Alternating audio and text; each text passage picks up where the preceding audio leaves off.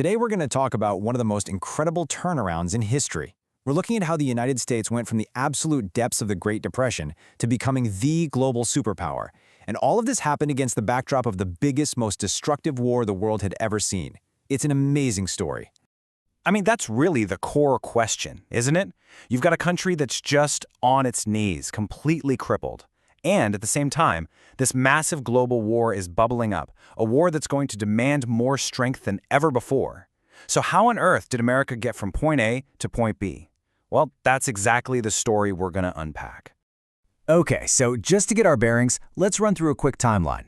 It all kind of kicks off in '32, right? FDR gets elected, smack in the middle of the Great Depression. Fast forward to 1939, and war breaks out in Europe, but America's still trying to stay out of it. And then you have December 7th, 1941. That's the day everything, and I mean everything, changes. But before we can even get to the war, we have to talk about what was happening at home. Because before America could deal with the world, it had to face its own demons. The 1930s, that whole decade was just dominated by the Great Depression. It was a crisis that shook the entire country to its absolute core. And wow, what a crisis it was. We're talking about absolutely crippling unemployment. People were desperate. On top of that, you had a full-blown environmental catastrophe with the Dust Bowl, which forced thousands of families to just pack up and leave everything behind.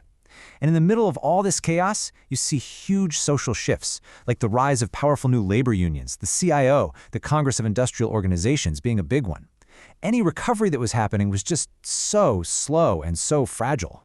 So what do? How do you even begin to fight something that big? Well, the Roosevelt administration grabbed onto this new, pretty radical idea called Keynesian Economics. The theory is actually pretty simple. When the economy tanks, the government has to be the one to step in and start spending money to get things moving again. And let me tell you, this kicked off a huge debate about government spending and debt that, frankly, we're still having today. And the key idea, the metaphor they used, was priming the pump. You know, like with an old-fashioned water pump. You have to pour a little water in to get it started before the real flow begins. That was the idea here. A little bit of government money, a strategic injection, could kickstart the whole economic engine, get people spending and hiring again, and hopefully get the whole system running on its own. All right, so while America is completely wrapped up in its own problems, the rest of the world is, well, it's not standing still. Something new and really aggressive was on the rise: militarism. And the entire world was quickly becoming a very, very dangerous place. And this threat, it wasn't just coming from one direction. You had major conflicts exploding in two separate parts of the world at the same time. Over in Europe, you had the rise of fascism, and across the Pacific, you had this intense imperial ambition driving another conflict. A two-front problem, really. So who are the main players here? Well, you've got fascist Italy, led by Mussolini. You have Nazi Germany under Hitler. And you have the Empire of Japan, which was bent on expansion. These three, with their pretty similar ideas about conquering their neighbors, they'd eventually team up and become known as the Axis powers. And you know, the warning signs were there, and they were there early. I mean, look at Japan's invasion of Manchuria way back in the early 1930s. The world had this organization, the League of Nations, that was supposed to prevent this kind of thing. And what did they do? Pretty much nothing. That sent a crystal clear message to every other aggressive nation out there. The rules don't matter, because no one's going to stop you. So, with all this chaos brewing, what was America's plan? It was simple, really. Stay out of it. Just don't get involved. You have to remember, the memory of World War I was still incredibly painful and fresh in people's minds. The public was overwhelmingly isolationist. But, as you can imagine, that head-in-the-sand approach was getting tougher and tougher to stick with. And this just shows you the huge gap between idealism and, well, reality. I mean, nations from all over the world actually got together and signed a pact to outlaw war. Can you believe it? A beautiful idea, a noble goal, but in the real world, a piece of paper means absolutely nothing when someone's rolling tanks across your border. So the democracies in Europe, they tried a different tactic. It was called appeasement. The basic thinking was, okay, maybe if we just give these dictators a little bit of what they're asking for, they'll be happy and stop, avoid a bigger fight.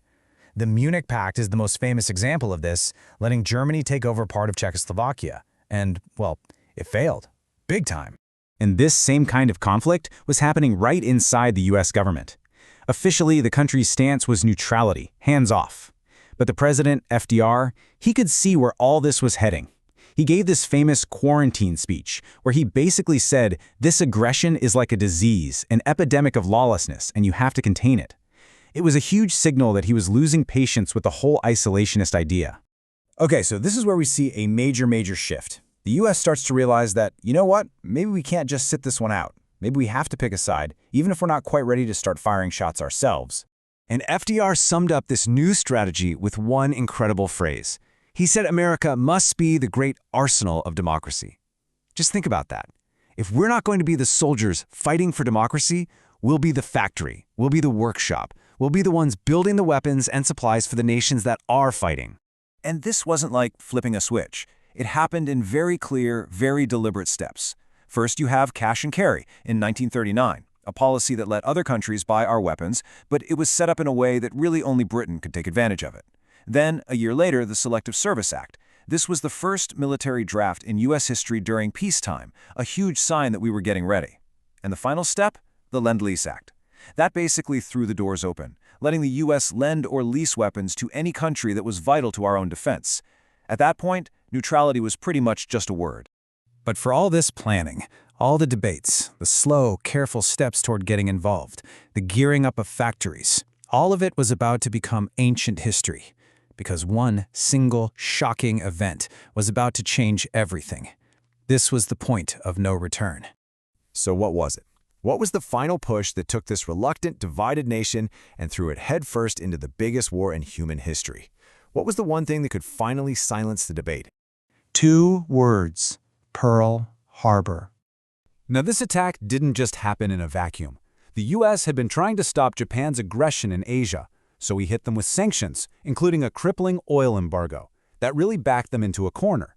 So Japan decided to make a huge, risky gamble, a surprise attack to try and knock out the entire U.S. Pacific Fleet in one blow. And honestly, due to some pretty catastrophic intelligence failures on our side, the gamble paid off for them.